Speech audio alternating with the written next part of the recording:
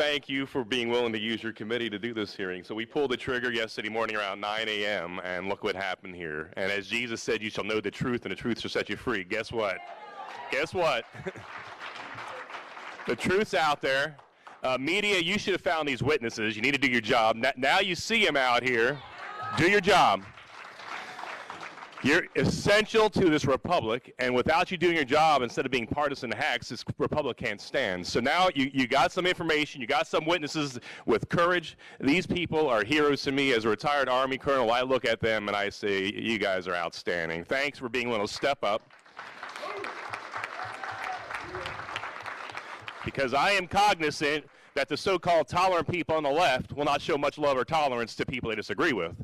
And so thank you for standing, because you're warriors, being able to stand for and save this republic. So thank you for going forward here. I mean, indeed, I started this off quoting from John Adams. We are in Adams County. You know, facts are stubborn things. There's a lot of hard facts out there, and guess what? As history and change in 1863 in Gettysburg, back then it's July 1st, 2nd, and 3rd, so on this day, history is changing for our country and state, back at Gettysburg once again.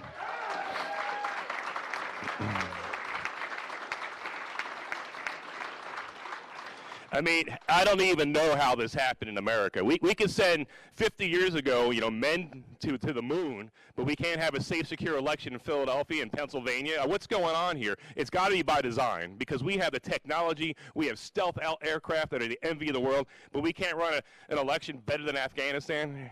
Congressman Perry, you and I are in Afghanistan. And I don't know how in the heck Afghanistan has more secure, safe elections than Pennsylvania does. I mean, beam me up, Scotty. There's no sign of intelligent life anywhere. Really.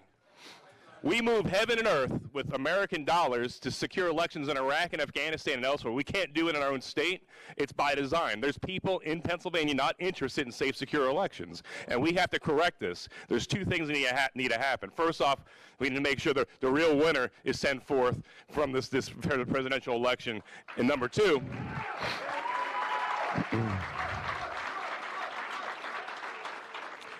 we need to fix this. This doesn't happen ever again. You know, I can't believe we're having this conversation here in Pennsylvania.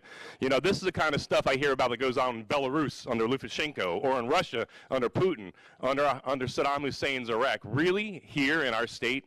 I mean, this is disgusting to me. You know, I watched, when I was doing strategy in Russia, you know, Putin's people stuffing ballot boxes, the same thing that happened in Pennsylvania. When I saw that 15, 20 years ago, I was like, well, thank God we're not like that. What happened? What happened? And we're not going to let it stand. You know, I saw, you have to forgive people because we are a constitutional republic, so I'll forgive those that say democracy, but I saw one man had a sign in Philadelphia, and the irony wasn't lost on me. Democracy dies in Philadelphia. Can you imagine the irony of that? You know, where the light of liberty was lit in 1776, it transformed this world, where in this very same state, a new birth of freedom. And then, of course, let's not forget 2001, Todd Beamer, let's roll. You know what? It's our time to roll. This is no time.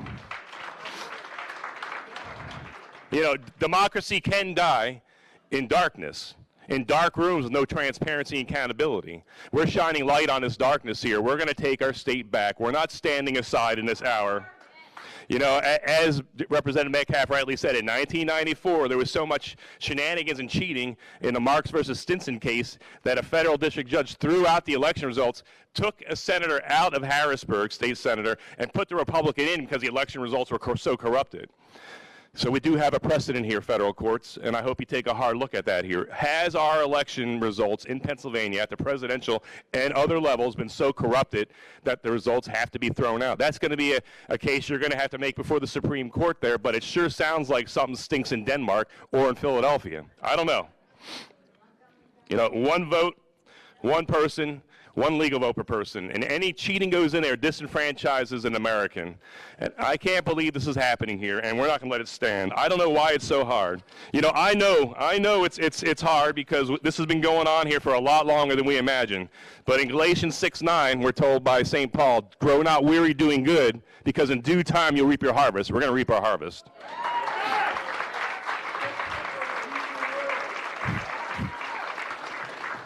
The time for dithering The time for dithering and deliberation is over. It's time for decisive action.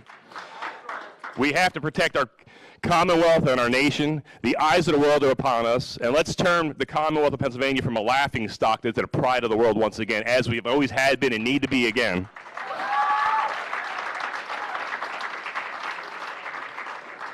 This is our day, this is our hour, this is our time. So yes, Mr. Franklin, a republic, if you can keep it, we're going to keep it. Can you keep it? Can you? Will you? We're going to keep the republic. Thank you, and God bless you all.